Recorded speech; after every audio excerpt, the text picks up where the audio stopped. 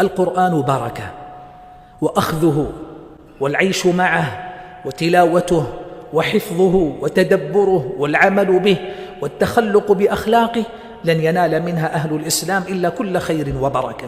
عامة هي أوجه البركة في القرآن بلا استثناء، لأن الله لما وصف القرآن بالبركة ما قيده بباب دون باب. هي بركة الرزق أم بركة الأجر والثواب، أم بركة الوقت والعمر والحياة، أم بركة الزوجة والبيت والأولاد، أم بركة الوظيفة والمعاش؟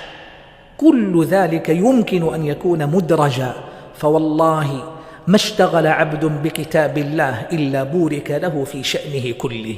هذا كتاب الله الذي جعله الله مستودع البركة، وهذا ذكر مبارك، كتاب أنزلناه إليك مبارك، وهذا كتاب أنزلناه مبارك. فبركة القرآن عظيمة،